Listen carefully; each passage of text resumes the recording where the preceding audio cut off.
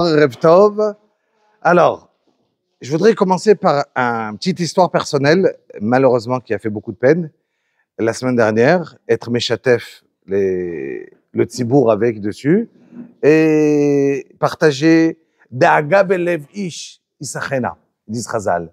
Quand on est inquiet sur quelque chose, on a une peine. Alors déjà, quand on a une peine, c'est important d'en parler. Et donc, je me suis dit déjà en premier, donc, vous raconter, on se rencontre chaque semaine, et d'en parler Et à part ça, hein, donner un point dessus aussi, Bezrat Hashem, dans l'Ebcher, dans la paracha, un point de réflexion. La semaine dernière, il y a mercredi après-midi, on a fait, c'était donc la Iloula de Rabbi Meir, quel simcha extraordinaire, tellement de monde, c'est extraordinaire, c'est beau, le srout de Rabbi Meir. Et voilà que mon fils, il m'envoie, dis-moi, il y a des tfilotes à faire pour un bébé, Noah, Bat Naama, à Bet Shemesh. Tu connais? Je dis, Noah, Bat Naama. Non, qui ça peut être? Un bébé que sa maman l'aurait oublié dans la voiture et il est du coup en réanimation urgente, le matzav critique. Un petit enfant de 2 ans et demi. Et voilà que je me dis, stop, c'est pas important, je connais pas. Il faut s'asseoir, faire Teilim, évidemment. On s'arrête, on fait Teilim. 1, 2, Perek Teilim. Mais malheureusement, il y a tellement de malheurs qui arrivent dans le monde. Alors tu vois, et avec aujourd'hui les textos, les messages qui passent, alors on t'annonce un malheur, quelque chose qui passe, tu prends 2, 3 minutes, et malheureusement, on va pas s'arrêter chaque fois pendant 2 heures, on n'a plus de vie. Donc on s'arrête, on prend conscience, une fila, et on avance. Mon fils, il me rappelle 2, 3 minutes après, papa, il y a un voisin de ma nièce qui dit que l'ambulance, elle est là-bas. Et c'est mon frère qui est iftar, en vérité, ça fait 1 an et demi, sa fille. Et voilà qu'en fait de compte, c'était ça. Elle est partie déposer ses enfants, sur 3 enfants, celle du milieu, déposer aux enfants au Gan, au Mahon. Et elle dit, un enfant qui était tellement saméach, tellement, et voilà que, en Mina Shamaim, quand je dis le mot Mina Shamaim parce que je vais pas raconter tous les détails de l'histoire, mais comment Kadosh Baruch Hu, il fait quand, en fin de compte, une maman qu'on peut, en vérité, on peut rien lui reprocher, on va voir une maman qui est tellement messoura, donnée pour ses enfants, et il n'y a pas de mots en la connaissant, et comment on entend l'histoire, comment Mina Shamaim, ce jour-là, il y a eu ça, il y a eu ça, il y a eu ça, il y a eu ça, et à la fin, on se retrouve avec un bébé qui est niftar.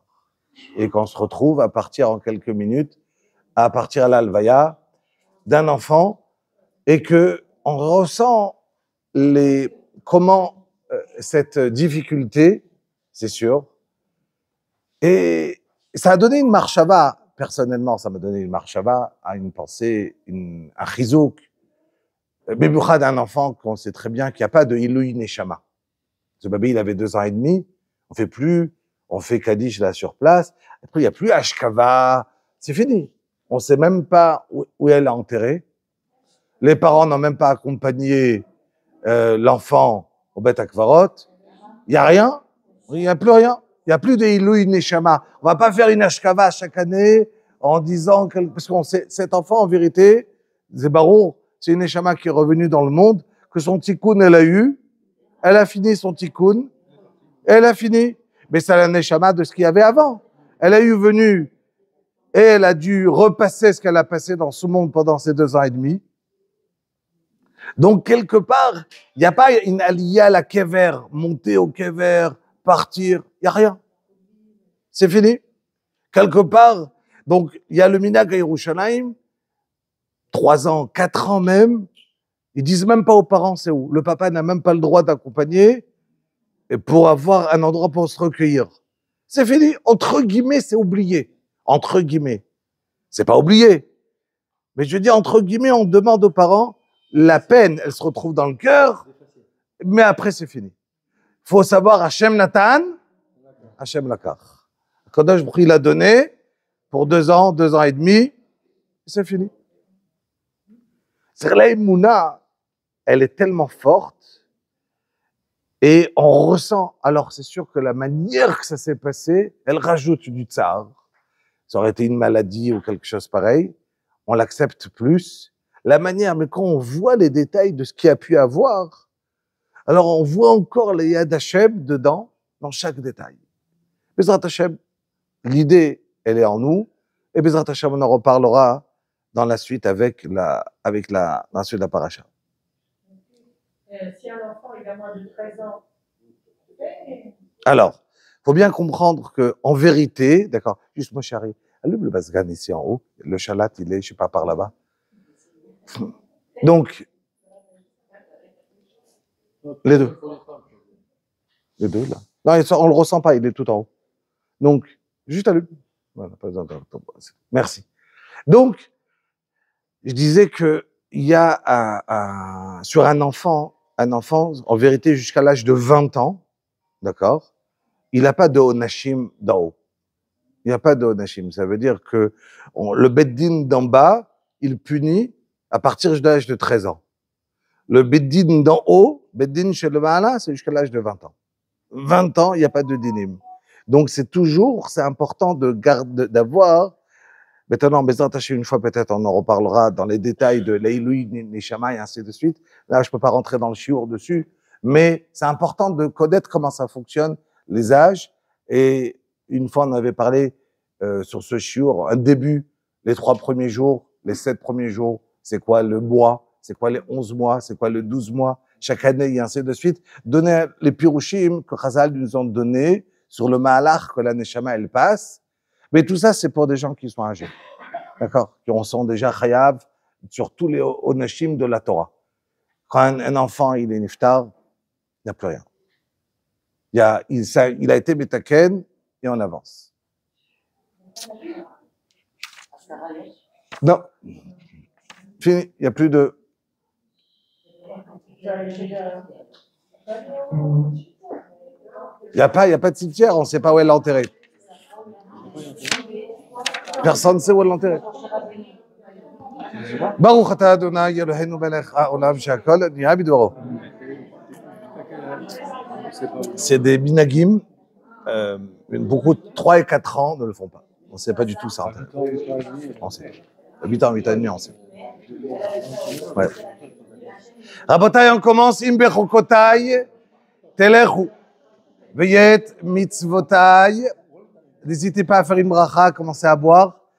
On va un shiur Bezrat Hashem qui sera légèrement plus après. Im bechokotai telechu, le shiur on est en retard. Après. C'est le minhag de Yerushalayim de faire ainsi pour que les parents n'ont pas de kesher et c'est fini du tout. C'est la Chevra Kadesha avec comme minhag à Yerushalayim par exemple, Shelo Melinim et Net. Ça veut dire qu'à Yerushalayim, on n'attend pas la famille. À Yerushalayim, quelqu'un qui est niftar, le jour même, il est enterré. Ah, le lendemain, il y a la famille d'Amérique qui arrive de France, le jour même. Il y a des minagim de Yerushalayim. À Yerushalayim, il y a des minagim, par exemple, que la famille n'accompagne pas les parents, les enfants n'accompagnent pas du tout. Rien. On n'accompagne pas. On demande à tous les enfants, tous les descendants, on reste à part. Tous les autres, ils vont... Non. C'est un autre problème. C'est qu'il y a écrit que les enfants qui sont pas kshérim, ils reviennent à ce moment-là pour pouvoir donner des dinim. Mais Rabotai, il faut qu'on sorte de ce sujet. Im rabrokotai, im bechokotai telechu, veyet mitzvotai tishmeru va'asitem otam. Parashat Bechokotai, on a quelques brachot au début et énormément de malédictions. Beaucoup de brachot. Et après, c'est les malédictions. Je voudrais reprendre les quelques psukim de bracha, les expliquer. On a un shiur important et beau qu'il faut du temps. Et aujourd'hui, il est déjà tard. En plus, il y a la réunion après, donc on va essayer d'être le plus court possible. Si tu veux garder mes chukim, Rachir sur place, il explique de quoi on te parle. On parle pas des mitzvot. On parle en vérité d'être amel dans la Torah. Amel, la Torah, ça veut dire le labeur, la difficulté. De la même manière, je peux étudier la Torah. Quand j'ai mal à la tête, j'ai pas envie d'étudier. Je suis malade, chas v'shalom, j'ai pas envie d'étudier. Et je me renforce. Ça m'est dur d'étudier. C'est-à-dire, en fin de compte, il faut étudier la Torah dans toutes les situations. Il te dit à Kadosh Baruch Hu, si tu veux les brachot, je te parle pas seulement d'accomplir les mitzvot. Je te parle pas que tu as fait les 613 mitzvot. C'est pas avec ça qu'on reçoit toutes les brachot de la Torah. Im bechukotai telechu, il dit Rashi, yachol zikiyum ha-mitzvot. Kshiromer vet mitzvotai tishmeru v'asetotam. Arikiyum ha-mitzvot amour, j'ai déjà dit. Shetiyu amelim ba-Torah. La Torah, c'est dur. La Torah, on n'est pas venu, c'est pas une partie de plaisir qu'on peut s'asseoir et étudier seulement quand j'ai envie. La Torah, on doit s'asseoir étudier, sortir à un shiur quand j'ai pas envie de sortir. Je dois sortir, me mettre à étudier la Torah quand ça m'est dur. Quand je savais exactement, ça veut dire tov echad mitzar me'echad mimea shelo betzar. Ça veut dire un chad, un betzar, un avec difficulté, ça vaut plus de 100 fois que sans difficulté. Ça veut dire qu'accomplir la Torah, et c'est dur, et j'ai pas envie, j'ai le Yetzer Hara qui est là, qui m'empêche. Et il m'empêche dans toutes les manières pour me dire que j'ai un problème de paradasa, que j'ai un problème de quelque chose. Mais j'ai un kviout, j'ai une obligation, je m'oblige à étudier la Torah, à me prendre un seder, à étudier la Torah, je suis obligé de le garder.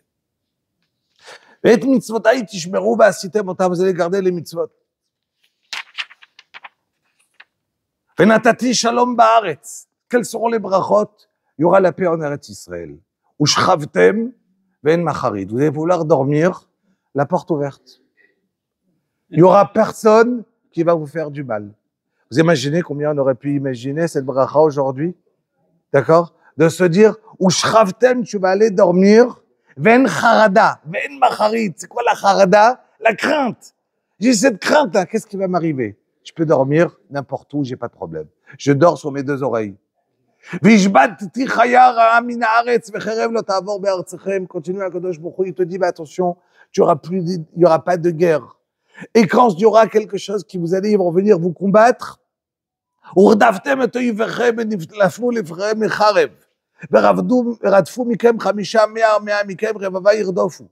allez partir à la guerre, et 5 de vous, ils pourront repousser 100.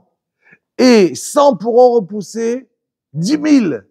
Il dit, Rachid, c'est pas possible. Si 5, ça fait 100, ça fait fois 20.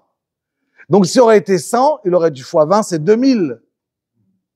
Et puis, Tom, je suis arrivé pas à fois 20, mais je suis arrivé à fois 100. Il dit, Rachid, mais c'est normal.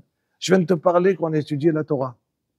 Il dit, Rachid, ça veut dire que si on est à 5 à étudier la Torah, c'est une chose. Mais si on est à 100 à étudier la Torah, notre force, elle n'est pas fois 20, elle est fois 100, notre force. Pourquoi? Parce qu'on est fois 100 qui étudie la Torah, donc notre force, elle est beaucoup plus forte. Je dois pas dire, si je suis à 1, c'est fois 2, si je suis à fois 2, là, c'est fois 4. Chaque fois que je rajoute du nombre qui va venir et qui va étudier la Torah, la force du Klal Israël, elle est encore plus forte, et encore plus forte. Après, il te dit à Kadosh Baruch Hu, Urdaftem et oyivechem, venafnu leflechem lecharev, ils tomberont devant vous. Veradfu mikem chamisha mea, mea mikem revava irdofu. Je m'arrête ici. Dans les klalotes, c'est écrit le contraire. Que quelques-uns des goyim seront là, et ils pourront venir et exterminer énormément du peuple juif. Quelques-uns. Vous savez, j'étais assis une fois au Kollel, en France, à Créteil. Il y a un juif hongrois qui s'est assis en face de moi, il arrive, et il me sort comme ça, il s'assoit, il est venu faire la tfila, et je vois son numéro d'Auschwitz qui était inscrit. Et donc, évidemment, on voit un homme comme ça, on en parle. Je me suis à lui parler, bonjour, d'où vous êtes? Oui, je suis un juif hongrois, j'ai rescapé d'Auschwitz. Et il commence à me raconter comment il y avait plus des SS pour pouvoir les prendre à la fin de la guerre. Ils marchaient des dizaines et des dizaines de kilomètres. Il me dit, toute la Yara, tout le village, ils nous ont pris, marchaient vers les trains qui étaient très loin. Il n'y avait pas de train. Il me dit, on était 2 SS pour peut-être 10 000. Il me dit, on n'était rien. Je dis, mais je comprends pas, vous étiez bêtes. Vous n'aurez pas pu sauter, tuer 2 personnes. Akadosh Baruch Hu, il nous enlève le sechel. Quand nous, les Juifs, on va se dire qu'on est intelligent, quand il y a une gzera mishamayim, en chorma, ve'en tvuna neged Hashem. Il n'y a plus de chorma. Il n'y a plus rien. Tu vas dire, mais ils étaient où les tatzpeniot? Ils étaient où ceux-là? Tu peux poser toutes les questions du monde. Mais qu'est-ce qu'ils étaient? Je vais faire une chakira. Mais ces jeunes filles-là qui étaient en train, qu'on a vu le Sirton la semaine dernière. Mais ils étaient où? Et tout ce qu'on leur a fait à ces jeunes filles qui étaient le 7 octobre. Qui l'ont sorti comme ça, ils l'ont montré, ils ont dit, mais regardez. Tu dis, attends, mais tatzpeniot, qu'ils étaient là en train de regarder, ils sont les mashkifot, en train de venir pour regarder, ils ont toutes les atraot. Et il te dit, Akadosh Baruch Hu, quand je décide, c'est le contraire. Ou toi, tu as la bracha, et tu es capable, et tu vas tuer 5 fois 100, 100 fois 10 000, ou le contraire. Ou faniti alechem, vifreti etrem, virbeti etrem, akiboti et beriti etrem. Et voilà que je vais accomplir avec vous une alliance. L'alliance que j'ai fait avec Abraham, Yitzhak et Yaakov. V'achaltem yashan noshan. Et les pérotes que vous allez avoir, les fruits, sans frigidaire. Ils vont pas pourrir. Pendant des mois et des mois, vous allez les garder, des années. Ad des cartes, vous aurez plus quoi en faire, parce que vous allez amener la nouvelle récolte, vous devrez sortir, v'yashan mipnei chadash totziu. Vous devrez sortir la nouvelle, les anciens, parce que la nouvelle récolte, elle arrive, il vous reste encore de la bracha de l'année dernière. Venatati mishkani betochachem. Et je vais mettre le Beth Amikdash parmi vous, le Mishkan. Je vais résider parmi vous. Velotigal nafshi etrem. Et je ne vais pas vous vomir. Comme qu'on le sait qui a écrit Vataki etrem haaretz. Kadosh Baruch Hu, il dit, attention, si vous faites des avérotes, et spécialement en Eretz Israël, alors je vais vous vomir de cette terre. Vitalachti betochechem. Vaiti lachem l'Elohim, vatem tiyu li le'am. Vomir, ça veut dire qu'Akadosh Baruch Hu, il dit que la terre d'Eretz Israël, elle ne supporte pas les avérotes. Donc, qu'est-ce qu'il a fait Hachem? Hachem, il a pris une terre qu'il a mis dedans des goïms qu'il savait Hachem par bien qu'ils avaient leur libre arbitre.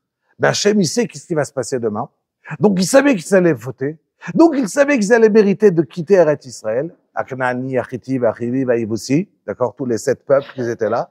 Donc, quand on est sorti d'Égypte, il les a mis dehors. Pourquoi il les a mis dehors? Quoi? Parce que nous, on sort, on a besoin d'une terre, on les met dehors. J'ai dit oui. Pourquoi? La terre d'Eretz, le monde m'appartient. Moi, je décide qui me mettre dans chaque endroit. Même ce que je le fais justement. Qui j'ai mis dans cette terre-là? Un peuple qui faute. Et c'est une terre qui ne supporte pas des avérotes. Donc, si on fait des avérotes, on sort en exil. Et dit Rashi, et quand on va vomir, qui est capable de manger son vomi? D'accord? Donc, si Eretz Israël nous met dehors, dur de revenir. 2000 ans qu'on est sorti, on a réussi à revenir, bon, Hachem, il faut y rester. ונתתי משכני בתוככם ולא תגעל נפשי אתכם, והתהלכתי בתוככם, והייתי לכם לאלוהים, ואתם תהיו לי לעם, אני השם אלוקיכם, je suis Akadosh Baruch Hu, qui vous avez fait sortir d'Égypte, et après, commencent les klalotes. Et si vous n'allez pas étudier la Torah, vous allez pas aimer la Torah, pas étudier avec difficulté. Il commence, malheureusement, toutes les bénédictions une par une. Dans les brachot, quel bracha, à la fin, essentiel, il manque? La bracha essentielle, c'est quoi le point qui nous manque, qui n'a pas écrit? Qu'on aura l'olam haba. Triat amitim, l'olam haba. Allez, tout ce qu'on nous parle. Si tu fais bien, tu vas au olam haba. Si tu fais pas bien, tu vas au Gehinam. on fait bien, théoriquement, il y a l'éternité. Et voilà. Donc, il faudrait que c'est écrit. C'est écrit dans la Torah, l'éternité. Pas un mot. Rien. Pas un mot.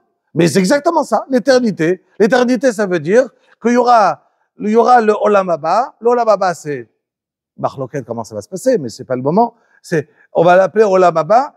Après qu'il y aura Triat Emetim, il y en a qui l'appellent Olam Haba. Après que les corps, tout le monde est ressorti, on l'appelle le monde après Triat Emetim. Ou bien Olam Haba, on peut l'appeler après quelqu'un est niftar, il est en Olam Haba. Ok, plusieurs manières de l'appeler. Mais en tout cas, c'est un minimum, c'est de l'appeler Olam Haba, savoir que quand on est dans ce monde-là, mais on ne veut pas seulement manger des bons fruits.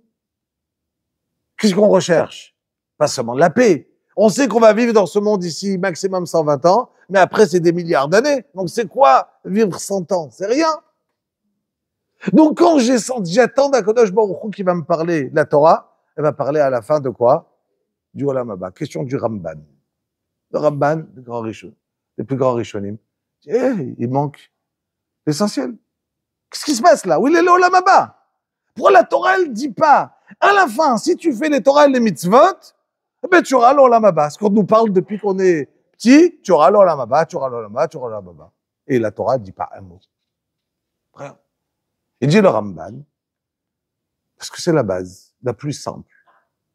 Ça veut dire, il dit le Ramban, le monde d'Akadosh Baruch Hu, quand il a créé la Neshama, elle descend en dessous du Kisei HaKavod, du trône céleste.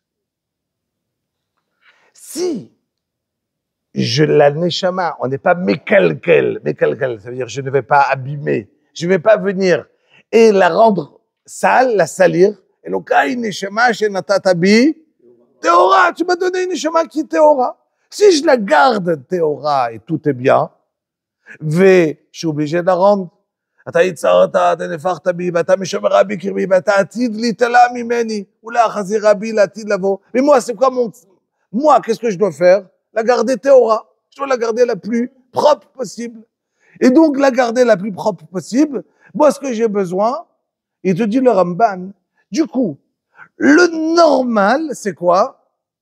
C'est l'Olam Haba.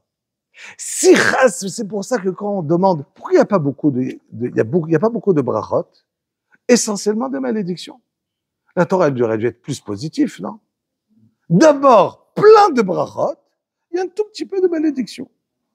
Il dit le Ramban, mais c'est exactement le contraire. Parce que la normale qu'Hachem, il a créé le monde, c'est pour la bracha. Donc, juste, je te dis, je te rappelle les grandes lignes de bracha. Mais changer le teva qui a besoin, c'est la malédiction. Donc, le teva normal, la nature, c'est quoi? La bracha. C'est ça la nature. Donc, le plus simple, c'est la bracha. C'est le plus simple. Hachem, il a besoin de changer la nature de ce monde et mettre une malédiction pour nous. Quel papa, il veut donner une malédiction à ses enfants? Bani matem Hachem Elokechem. Vous êtes mes enfants. Qui a Kadosh Baruch Hu, est-ce qu'il cherche à donner chas v'shalom de malédiction à ses enfants? Vous voulez me dire quelque chose? La colère, kol hakoes ki ilu oved avodah zara. Tout celui qui il y a écrit kol habishaber kelim bechamato, tout celui qui va casser des ustensiles pendant qu'il s'énerve, d'accord, c'est comme s'il fait de l'avodah zara. Ça veut dire qu'il ressent qu'à cet instant-là, il n'y a pas bin hashamayim, mais on sort du shiur. On avance. Donc, venatati mishke, dit le Ramban, Rabotai. Donc, ça veut dire que quoi? En deux mots, j'ai fini les quelques psukim, je reviens au début de la paracha. Tout le monde connaît, c'est une paracha extraordinaire. Et l'Or HaChaim HaKadosh, que chaque semaine on dit un Dvar Torah, une histoire qui est connue, donc je vais la raconter vraiment en 2 minutes. Il a sur le début de la paracha, 42 pirushim, 42 explications sur le début de la paracha. Histoire qui est connue. L'Or HaChaim HaKadosh, chaque semaine, il faisait la shrita d'un veau et il distribuait au Talmidei Chachamim. L'Chvot Shabbat. Et voilà qu'un jour, il y a eu une maladie et tous les veaux, ils étaient taref. Le seul qui était cachère, c'était qui? Du Or HaChaim HaKadosh. Voilà qu'il y avait un grand riche qui vient chez Rabbi Chaim Ben Attar, le Or HaChaim. Il lui dit, voilà, je veux acheter une bête, un morceau de la bête, de Chvot Shabbat. Il dit, impossible, je ne le vends pas. Ça appartient aux pauvres, aux Talmidei Chachamim. Chaque semaine, non, même cette fois-ci que j'ai que ça, je peux pas donner. Il dit, mais Rav, je suis d'accord de payer un prix inégalable. Tu pourras acheter plein de bêtes pour les autres Shabbatot. Il dit, non, cette bête, elle appartient aux pauvres de Talmidei Chachamim. À cet instant, il y a un pauvre qui rentre, habillé simplement, et qui était Talmid Chacham, qui recevait chaque semaine du Or HaChaim HaKadosh. Et le riche, quand il rentre, il voit le Or HaChaim HaKadosh qui lui donne un morceau de la bête. Il se dit, mais c'est pas possible. Ce pauvre-là, chez lui à la maison, il va manger de la viande. Et moi, le plus riche là au Maroc, j'aurais plus rien. J'aurais pas de viande chez moi. Or HaChaim HaKadosh. Et donc, il lui dit quoi? Moi, je n'aurais pas de la viande et lui, il va en avoir. Il s'est énervé. Il a commencé à crier à ce pauvre-là, comme si le riche, il a commencé à s'énerver, à faire honte à ce pauvre. Pour qui tu te prends? Le Rav HaKadosh ne voulait pas d'histoire. Il a calmé. Et l'autre, il est parti. Cette nuit même, le Or HaChaim HaKadosh, il a rêvé en punition qu'il n'a pas été moché, qu'il n'a pas dit, et énervé sur ce riche, sur ce qu'il a donné un bisayon, une honte à la Torah, à ce pauvre, qui doit sortir pendant 1 an en galoute. Sortir en galoute, ça veut dire en exil. Chaque jour, il sortait avec rien. Il vit comme un pauvre, personne ne sait qui il est. Il n'a pas le droit de dormir 2 soirs dans la même ville, au même endroit. Et il tourne, il se prend. Il n'a pas le droit de demander de l'aide.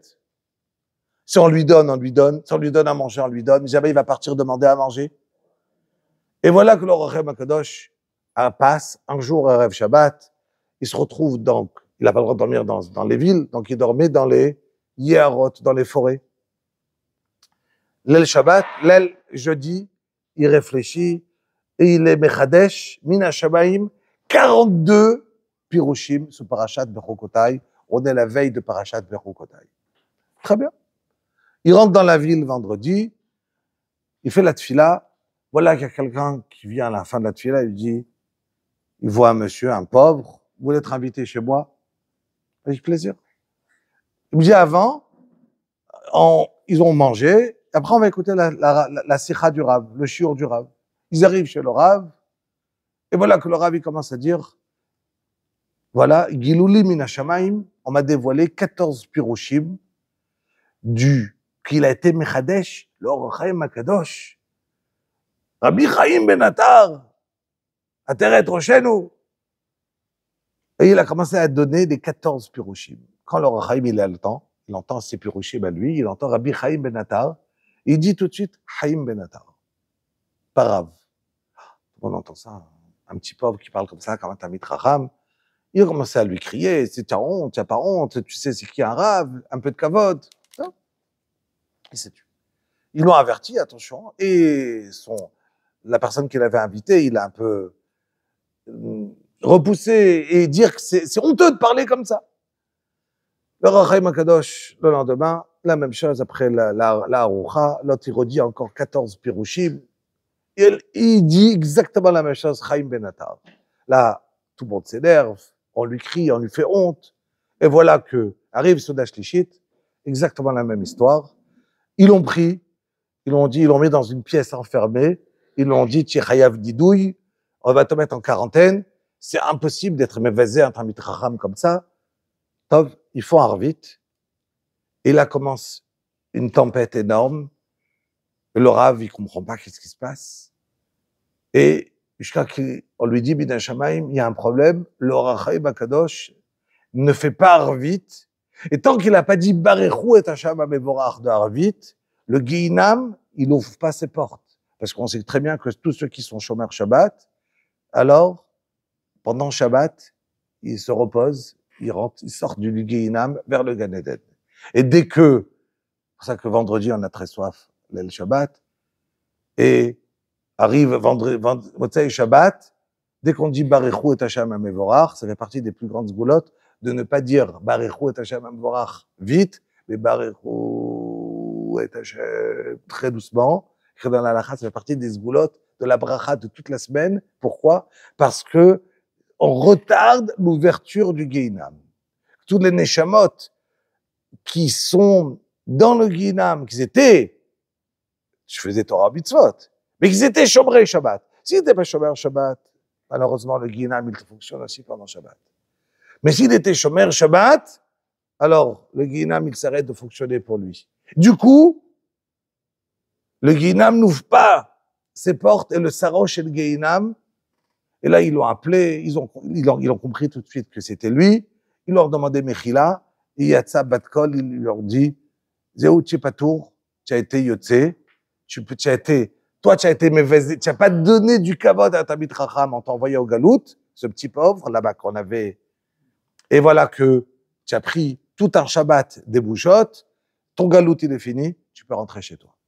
Donc, sur Parashat Bechukotai, énormément de Pirushim, j'en ai donné un, je vais pas le répéter, d'état. Je l'ai enregistré, on l'a mis sur le shiur habituel, le Rechem HaKadosh. Il y en a un autre qui va mettre, que je veux vous le mettre, il est extraordinaire. Avant de passer,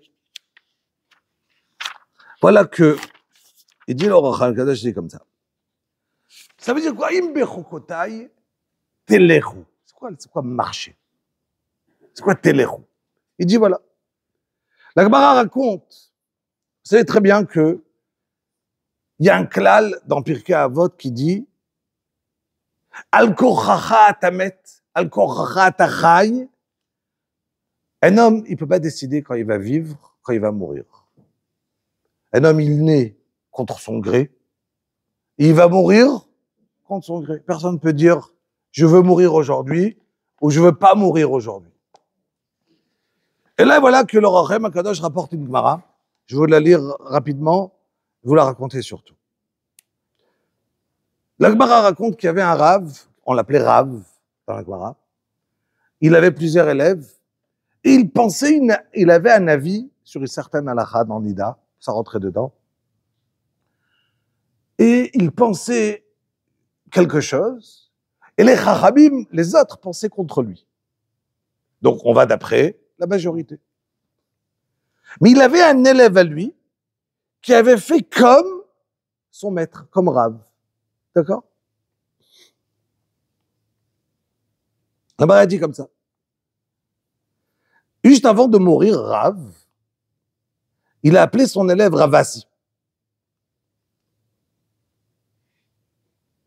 Et il lui a dit, regarde, j'ai cet élève-là, Shila, qui fait comme moi. Maintenant, tu vas partir, tu vas lui dire que ça y est, j'ai regretté et on doit faire la halakha comme les chachamim, comme les autres. Et il doit plus faire comme ce que moi je disais. Et s'il t'écoute pas, guerrier, ça veut dire les guerriers auto, essaye de gros, rapproche-le, attire-le, essaye de lui expliquer à faire comme ça, essaye de le convaincre. Le problème est que Rav était en train de mourir quand il a dit ça. Il parlait doucement, et peut-être pas très bien. Son élève, Ravasi, il a entendu le mot, pas guerrier, mais gadier. Gadier, ça veut dire mets-le en quarantaine. Punis-le. Et voilà que, qu'est-ce qui se passe? Rav Niftar, il vient chez Shila, et il lui dit, voilà, Rav, avant de mourir, il m'a demandé de venir te voir et de te dire de ne plus faire la halakha comme ça. J'ai dit, ah bon? Mais Rav, c'était mon Rav à moi. Et donc, si vous voulez me dire quelque chose, il me l'aurait dit à moi directement. Après, il a besoin de te demander à toi de me le transmettre. En 2 mots, c'est non. Je lui ai dit, écoute, Rav, il m'a dit que si tu m'écoutes pas, je te mets en quarantaine. J'ai dit, ah bon? Moi en quarantaine? Tu sais qui je suis? Tu sais qui est mes parents? Tu connais et si tu me fais de la peine, c'est très dangereux pour toi. Très, très, très dangereux d'avoir, que si tu me fais de la peine. C'est dangereux d'avoir de la peine. de faire la peine à un Tamid Chacham, c'est dangereux. L'autre, il lui dit, mais c'est bon, tu sais qui moi je suis. Ravasi lui dit, et donc, en étant moi aussi très grand, et je viens parce que mon Rav, il m'a demandé de te le faire, j'ai pas peur. Il a mis en quarantaine. Évidemment, lui, il a eu beaucoup de peine. Qu'est-ce qui s'est passé tout de suite? Ravasi, il est tombé malade. Tombé malade, a dit la Gemara, tous les médecins, on essaie de le sauver. Rien, la Halvaya. On se retrouve à la Halvaya.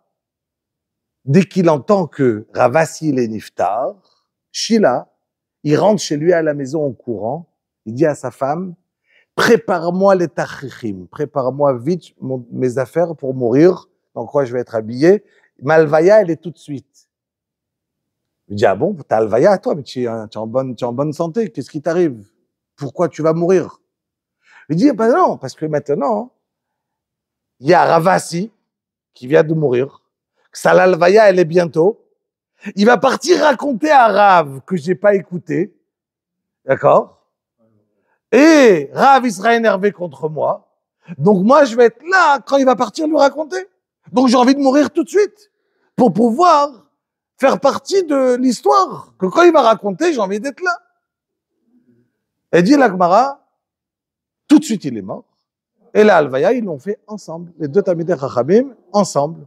Et dit la Gemara, ils mettaient quand il y avait des Talmidei Chachamim qui mouraient, ils mettaient des hadassim sur la mita, sur le lit, et on voyait les hadassim sauter d'un lit à l'autre. Et dit la Gemara, ils ont dit, tous ceux qui étaient à l'Halvaya, Amre, Shma Mine, Avdu Rabbanan, Faïse. Ils se sont rangés entre eux, c'est bon, il n'y a plus de marloquette. Ça y est, c'est bon, ils se sont compris. Il demande l'Or HaChaim HaKadosh.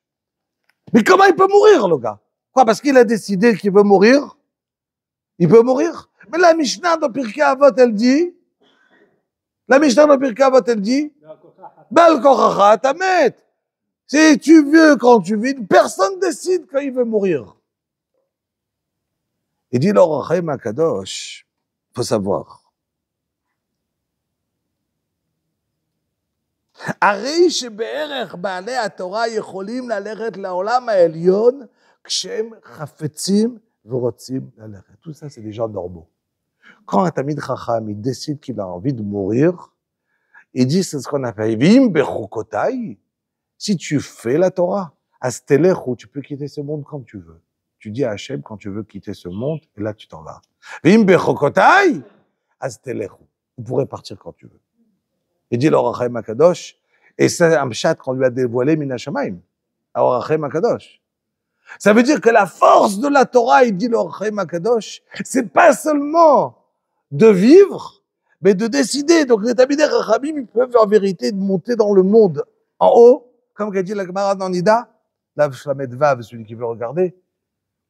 Elle dit la Gemara, celui qui veut, un Talmid Chacham comme Sheila et Ravasi, il peut décider du jour quand il veut. Il dit, ça y est, je peux partir. J'ai fini. Mais regardez un petit peu Rabotai. Qu'est-ce qui a fait que Ravasi est niftar? La peine qu'il a fait à quelqu'un. Je fais de la peine à un Tamid Chacham. Vous savez, dimanche, il y a quelqu'un que je n'ai pas vu pendant des années. Et là aussi, je ne l'ai pas vu, il m'envoie un message. Je veux te parler. Je dis OK. Je l'ai rappelé après quelques minutes. Il habite en France. Et il me raconte son histoire. Il me dit, voilà, qu'est-ce que tu penses? J'étais marié, divorcé, je me suis remarié. Et voilà qu'il y a eu une histoire avec la belle famille. De l'autre côté, ça crée des histoires. Je donne pas trop de détails. Et ça a fait que la belle famille m'en voulait, du coup, ils m'ont pas accepté. Et il a créé des histoires, il y a eu une histoire d'argent. Ils m'ont pris au tribunal. À cause de ça, j'ai divorcé. Mais ils se sont trompés, je leur devais pas de l'argent. Il me dit, et j'ai perdu au tribunal. Et j'ai payé. Il me dit, mais j'avais tellement de peine. Et voilà que la personne qui était bari, passé 1 mois après, elle a eu une machala, l'iftar. Il me dit, est-ce que je dois m'en vouloir? Est-ce que je dois m'en vouloir quand quelqu'un, et voilà que je venais de regarder, il a eu une, voilà, pardon, excusez-moi. Donc, il dit, est-ce que je dois m'en vouloir? Il me dit, parce que je n'arrive pas à être mochel. Alors, évidemment, j'ai essayé à lui pardonner.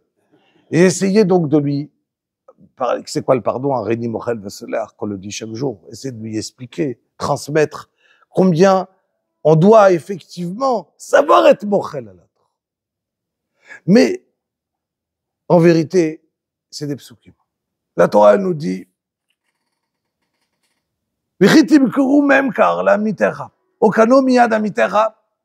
quand tu vas acheter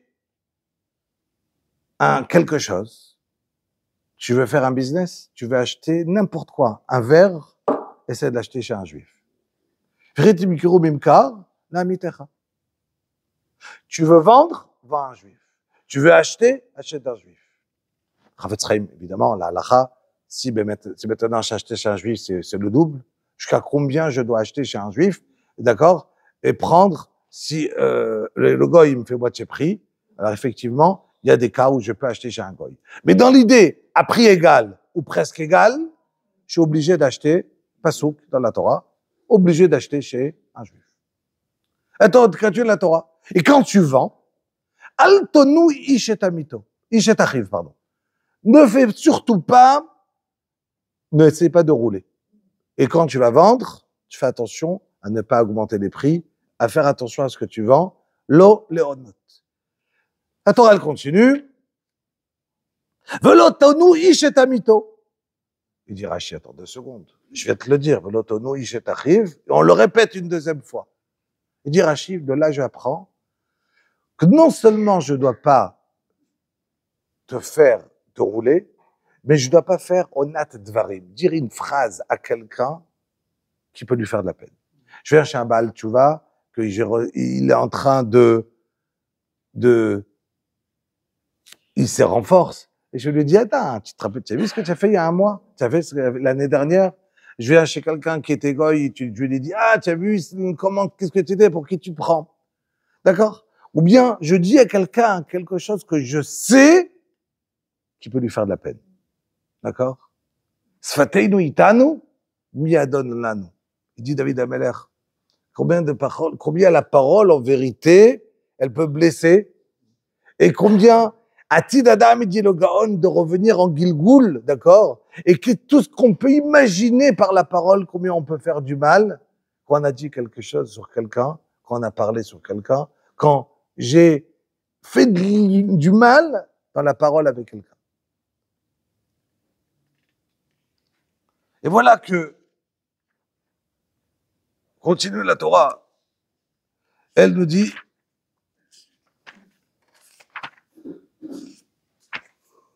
et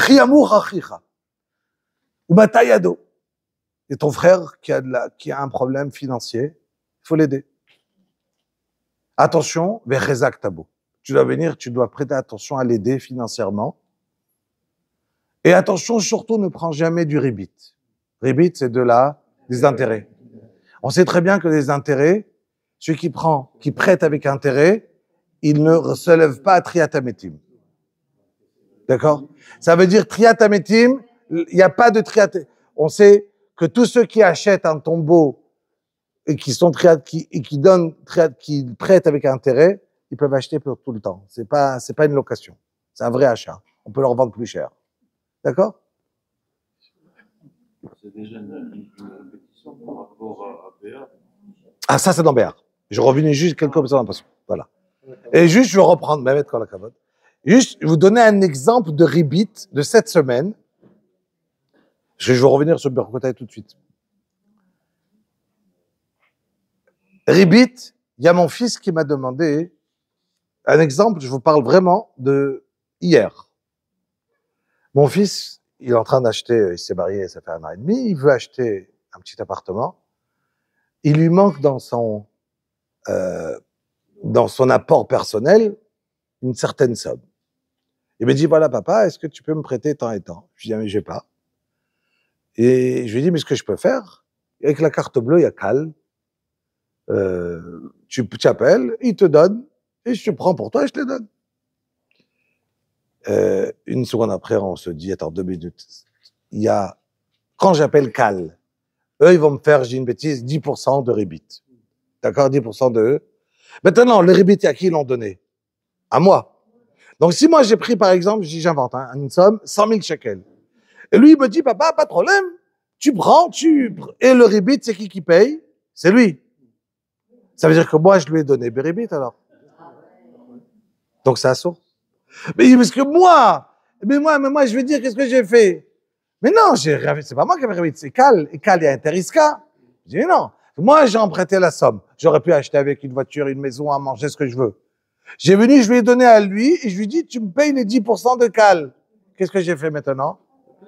J'ai fait payer du rebit à mon fils. Assaut. Necher vetarbit. Et alors? Donc, j'ai pas le droit de venir. Quand il y a le Yuval et qu'on fait le Yuval et qu'on fait le Prosboul. Justement pour ne pas. Alors, Prosboul, c'est une takanat rachamim pour ne pas que les chovot, ils vont venir et ils vont s'annuler. D'accord?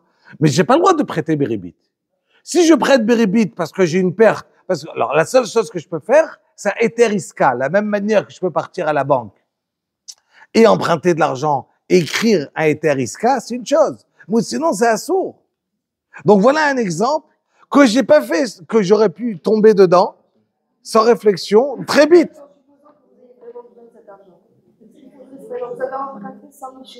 Je lui donne 100 000 sans rebit. Le rebit, il soit sur moi. Il n'a pas le droit de me rendre le rebit. Et moi, j'ai perdu la différence.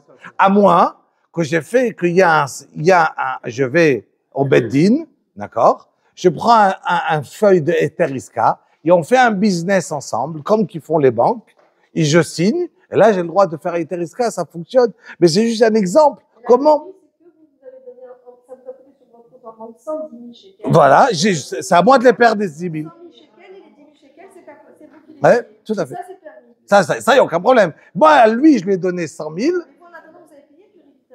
Ça, le problème, c'est que c'est moi avec la banque. Mais moi, avec mon fils, c'est pas lié. Cet argent, j'aurais pu en faire ce que je veux. Donc, la banque, si maintenant moi, je paye pas, elle va venir chez qui? Chez moi, pas chez mon fils. Donc, à qui appartient le prêt? À moi. Donc, le rebit, il est sur qui? Sur moi. Donc, j'ai pas le droit de lui dire maintenant, tiens, prends cet argent, je te le donne. Exactement. Et donc, ça veut dire qu'en moi, je lui ai donné 100 rebit. Donc, elle continue, la Torah, elle te dit, attention, il y a une mitzvah, tzedaka, la mitzvah d'aider. D'accord? Juste, je vais raconter 2 petits points, ce qu'on sort de Rabbi Shimon Bar Yochai. Et sur ces psukim qui sont en vérité Béar et Bechokotai, qui sont liés, je vais revenir tout de suite à Bechokotai.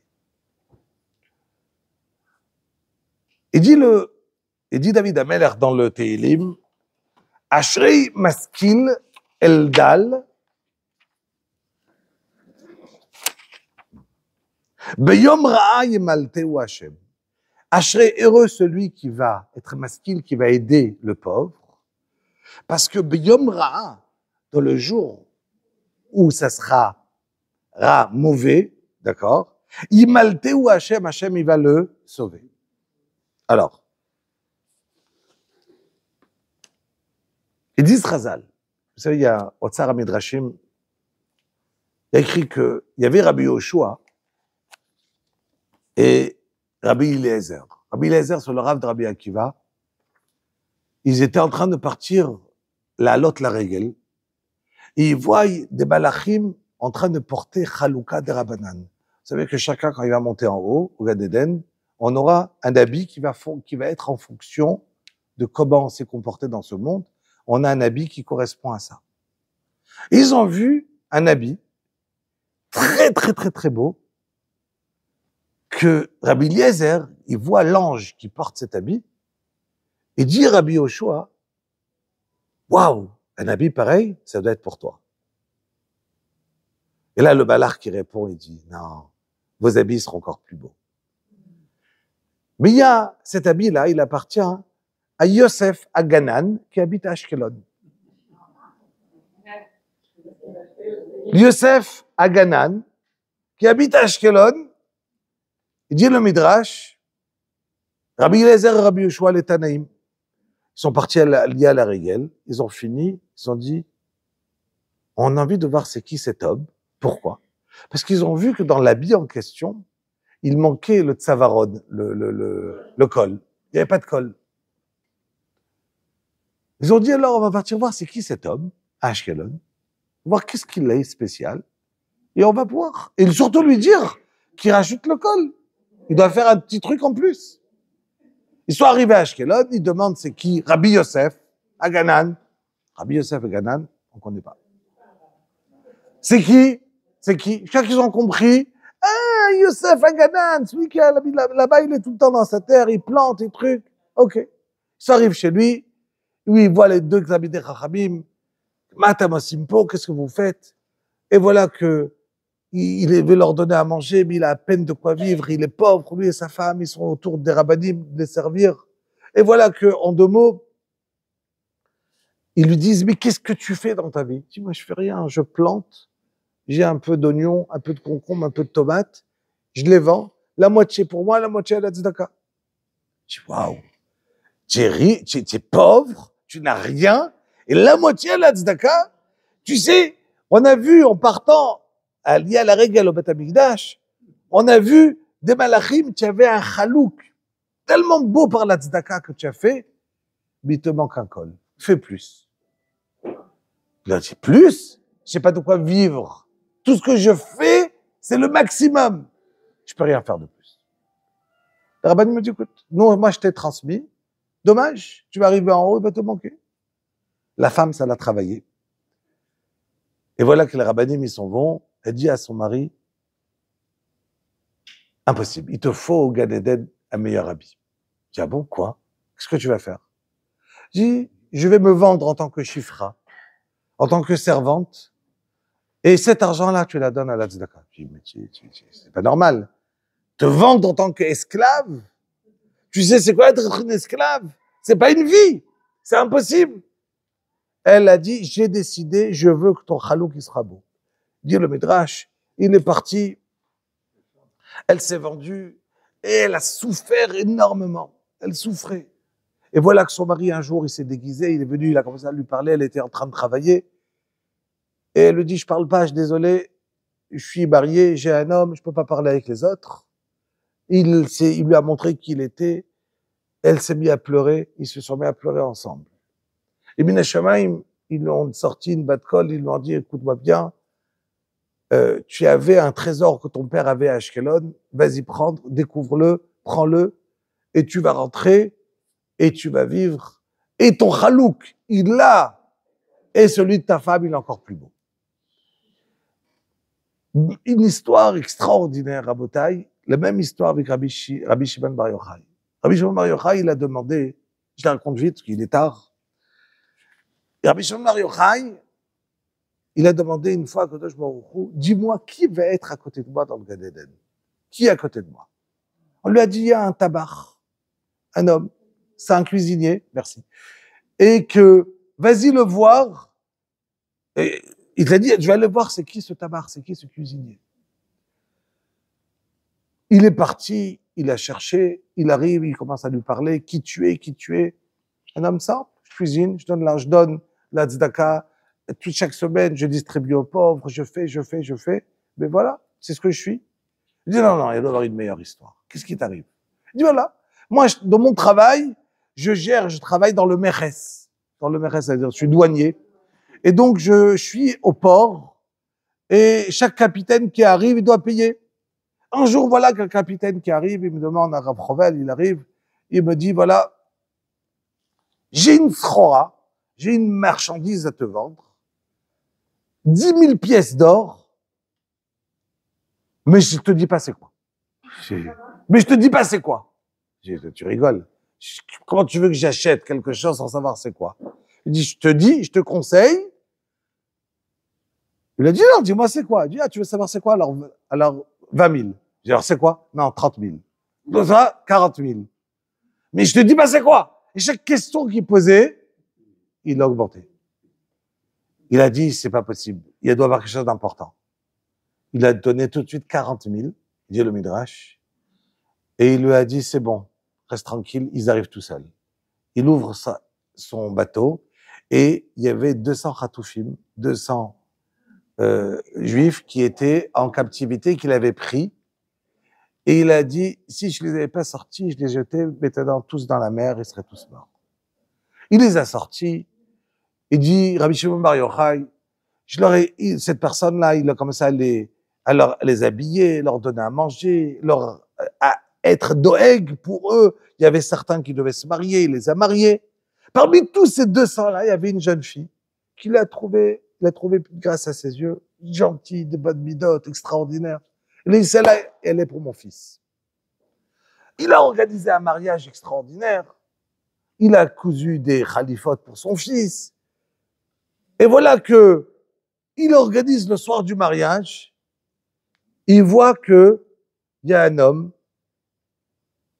qui fait partie de ces 200-là, qui est au mariage, de côté en train de pleurer. Il va le voir, il lui dit, pourquoi tu pleures? Je dis, non, laisse. Il dit, pourquoi tu pleures? Il dit, regarde, cette fille-là qui va se marier avec ton fils ce soir, c'est ma fiancée. Et je dois me marier avec elle. Et voilà que maintenant, toi, tu as tout fait pour nous. Donc, tu mérites. Mais c'est ma fiancée à moi. Il lui a dit, tu sais combien d'argent je suis d'accord de te donner et tu lâches? Mais tu es mochel? Il a dit, ça va rien faire. Mochel, je peux être mochel, mais tu m'as pris ma fiancée. Il lui a dit, écoute, 2 minutes, je vais parler à mon fils. Il a parlé à son fils, il est descendu de la choupa, il lui a donné ses habits, il a dit, tout ce mariage de ce soir, c'est pour toi. Et ils ont fait le mariage pour cette personne. Il a dit, Rabbi Shimon Bar Yochai, mi chelkecha iye chelki. Heureux d'être assis à côté de toi, au Olam Haba. Ashrei maskil eldal. Il dit David Amelech, heureux celui qui est maskil eldal. Parce que Biyom Ra'a, alors Biyom Ra'a, regardez, il n'y a pas de Yom Ra'a, il y a deux, je peux le mettre avant, regardez.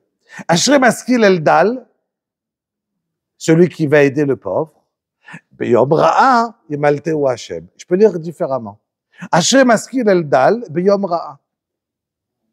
Ça veut dire que quand toi, tu es en galère et quelqu'un vient chez toi, il te demande de l'aide.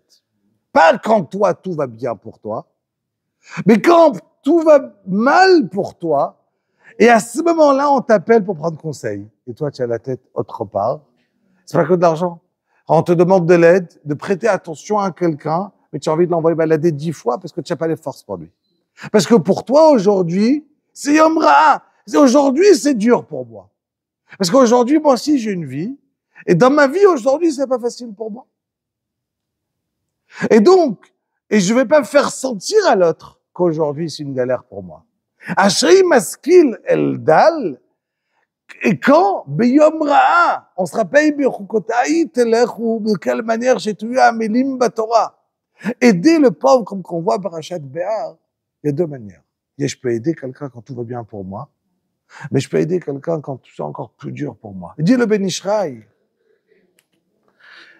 Im bechukotai telechu. On sait très bien que le dal, vous savez que Shlomo HaMelech dit comme ça, il y a un moment de pleurer, un moment de ci, un moment de ci. Il y a un moment, la vie, elle est faite, ou un moment pour chaque chose. Et il y a un moment, et chaque fois, il mettait les. D'accord?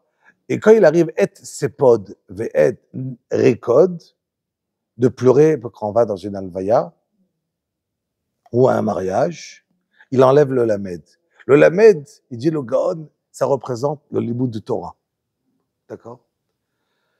Dalet, il dit le Ben Ishraï, c'est le quai dans Dal, le Dal, le Dalet, c'est Pshat, Drash, Rebez et Sod, d'accord? Donc, si quelqu'un, il étudie la Torah, mais quand tu étudies la Torah, Ashri Maskil Eldal, à un moment, tu es d'accord de mettre la Torah, Ayob Yom Ra'a, la Torah, elle paye. Mais elle paye au meilleur moment pour la personne. Quand une personne, elle a le plus besoin d'elle, alors la Torah, elle est là pour t'aider. Mais il faut te mettre toi pour elle. Ça veut dire que Biyom Ra'a, toi, quand toi, tu n'as pas envie d'étudier la Torah, quand pour toi, c'était dur d'étudier la Torah, quand pour toi, c'était dur d'accomplir, parce que peut-être tous les jours, on ressent proche d'Akadosh Baruch Hu. Des fois, on est loin, des fois, on a envie de faire une tfila, des fois, je fais une tfila, et heureusement qu'il y a Maudit, tout seul, on va se prosterner, on l'a fait tout seul. Et des fois, chaque mot, on est mishtaper la Kadosh Baruch Hu, et on ressent chaque mot à Kadosh Baruch Hu. Et des fois, Kadosh Baruch Hu, il est proche, et on ressent, et on demande à Kadosh Baruch Hu, mais la tfila, comme qu'on a dit la fois dernière, c'est pas un casse-pommade. C'est pas j'ai besoin, je prie, j'ai pas besoin, je prie pas. L'autre lien avec Kadosh Baruch Hu, il est par une tfila, mais pas parce que j'ai besoin. Avti ki yishma Hashem, et Koli, dit David Amelech, j'aime quand Kadosh Baruch Hu, il m'écoute. Mais qui n'aime pas quand Hashem l'écoute? Tout le monde aime. Mais pour cela, il était d'accord d'avoir des galères pour ressentir le besoin de prier à Hashem. Nous, on dit à Hashem, je veux pas de galère, et je prie pas. J'ai pas besoin. Pourquoi j'ai besoin d'avoir de souffrir pour prier?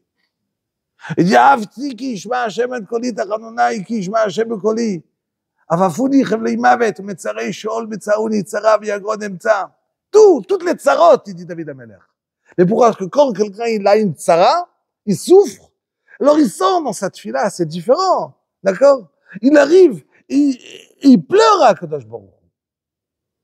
Mais est-ce qu'on a besoin d'arriver pour d'avoir chas v'shalom une maladie pour pouvoir prier? Alors, je finis dessus, Rabotai.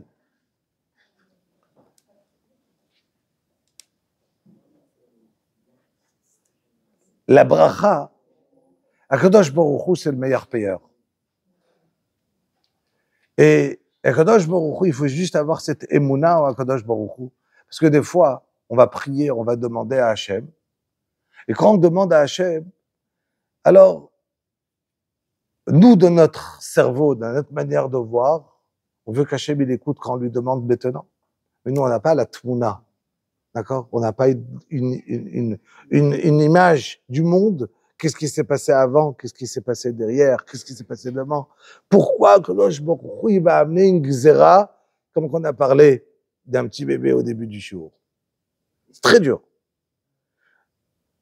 J'avais raconté une fois une histoire avec Sish Baret. Le Divrei Chaim Mitzanz. L'Admour de Tzanz, c'était un très grand Talmid Chacham. Très, très, très grand Talmid Chacham. Il avait un enfant de 10 ans. Un petit génie. Un génie, cet enfant.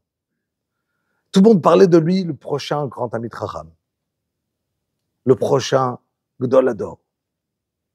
Il rentrait au Beth Midrash, tout le monde s'amusait à lui poser des questions pour voir sa charifout, comment il était. Et piquant, il connaissait, il étudiait, il avait un génie. À l'âge de 10 ans, une maladie, 2 semaines, niftar. Et voilà que tous les chassidim, le Rav, ça marche, l'alvaya. Et le minag, il est que avant de fermer le kever, le cercueil, de recouvrir, on demande slicha et on dit quelques mots. Il a arrêté ses chassidim, le Rav, et il a dit voilà, je veux dire quelques mots. Rabotai, si quelqu'un il marche dans la rue, et quand il marche, tout à coup il reçoit un coup dans le dos, très fort. Il s'énerve, il tourne la tête pour voir qui l'a frappé. Et à cet instant, il voit que c'est son meilleur ami qui lui a donné un coup. Sur place, qu'est-ce qu'il fait? Il sourit, il lui dit, pourquoi tu m'as frappé? Qu'est-ce que j'avais? J'avais une bête, j'avais quelque chose. Pourquoi tu m'as, pourquoi tu m'as fait ça? Parce que forcément, si c'est mon meilleur ami, j'avais une raison. Mais quelle a été la raison? Peut-être j'avais quelque chose qui allait me pousser, quelque chose qui allait m'arriver. Pourquoi? Et donc, je souris. Je dis, aujourd'hui, j'ai pris un coup d'Hachem, mon fils de 10 ans, Tamid Raham, qui est niftar. J'ai pris un coup très fort. Mais quand je tourne la tête, qu'est-ce que je vois? Hachem. Hachem qui m'a fait ça. Et que je sais qu'Hachem, tu m'aimes plus fort que ce que je m'aime à moi-même. Donc forcément, c'est pour le bien. Mais comment ça peut être pour le bien? Qu'un enfant est niftar. Comment c'est possible? Alors je comprends pas. Mais j'en suis 100%. Et c'est pour ça que la halakha, elle dit que quand je dois être mevarech baruch dayan ha'emet, כשם שמברך על הטובה, כך מברך על הרעה. De même manière qu'il a mevarech sur la tova, que si tu as gagné au loto, tu vas être heureux, quand tu dis baruch dayan ha'emet, tu dois le dire avec simcha. Comment on peut dire à un enfant, comment tu peux dire avec joyeux baruch dayan ha'emet, en se déchirant ses habits? Et tu dis baruch ata Hashem Elokeinu melech haolam dayan ha'emet, avec joie. Il a dit alors, je vais être mevarech maintenant avec joie, parce que je sais que celui qui m'a donné ce coup-là, c'est celui qui m'aime le plus au monde, HaKadosh Baruch Hu. Cette force-là de Emouna, elle doit nous tenir. Et on sait qu'on a passé des moments durs. On sait qu'il y a des moments de brachot, il y a des moments de bénédiction dans la Torah. Et c'est à nous de être shoef, comme qui dit le Ramban sur place. On n'est pas jamais arrivé, le Am Israël, à toutes les brachot qu'il y a écrit dans la Torah de Bechukotai. Jamais. Même au temps de David Ameler. David Ameler, il prenait son Hanit, il tuait que 800 personnes d'un coup. La Torah, elle te dit 1000. Il lui manquait 200. Non, il n'y a pas encore. Même au temps de David Ameler. Donc ça veut dire, il y a encore. La bracha, elle n'était pas complète. Avoir une bracha complète, ce sera quand le lion, il va partir pour manger de l'herbe. Puis c'est fini. Et c'est ce qui va arriver, dit le Navi. C'est ce qu'on va nous arriver. Va arriver ce moment-là. Donc ça veut dire que Bezrat Hashem, même les animaux, ils vont redevenir normaux, ils n'ont pas besoin de venir et d'être toref, parce que les animaux, ils se sont été vite calculim, ça se passe comme ça. Mais sans qu'il coule, pourquoi les animaux, ils n'ont pas besoin de partir et d'être dorès et de tuer? Donc il dit le Ramban, il y aura cette bracha Bezrat Hashem. Chez Niske Bezrat Hashem, à toutes les brachot de la Torah, et Tichlei Shana Vikilelotea, Tachelei Shana Obichotea. C'est la raison qu'on lit Berchokotai cette semaine et pas la semaine prochaine, pour qu'on ne le lit pas proche de Shavuot, que la semaine prochaine on a le temps de lire Bamidbar et de ne pas lire toutes les bénédictions, parce que Shavuot, c'est le din sur la Torah. Bezrat Hashem, la semaine prochaine, on aura un shiur sur ce din-là, qui est Matan Torah. C'est quoi Matan Torah? Matan Torah, c'est le Yom Adin de la Torah, et on donne tout la Gashmiut, tout dans la Torah, toute la semaine, tout ce qu'on va recevoir, c'est en fonction de la Torah. Kadosh Baruch Hu nous a pas amené pour qu'on fasse des loopings à Disneyland. On n'est pas né pour ça. Alors on peut en profiter dans ce monde, mais le but, c'est la Torah. D'accord. À Shavuot. Donc, Bezrat Hashem chez Niske, à toutes les brachot de la Torah, Bezrat Hashem, Rabbi Chadia ben Kasher Omer, Zak Kodesh B'chol Zakot Israël Yifirach Yiban Lahem Torah Mitzvot Sheneemar, Adonai Chafetz Le'ma'an Tzidko Yagdil Torah V'Ya'adir.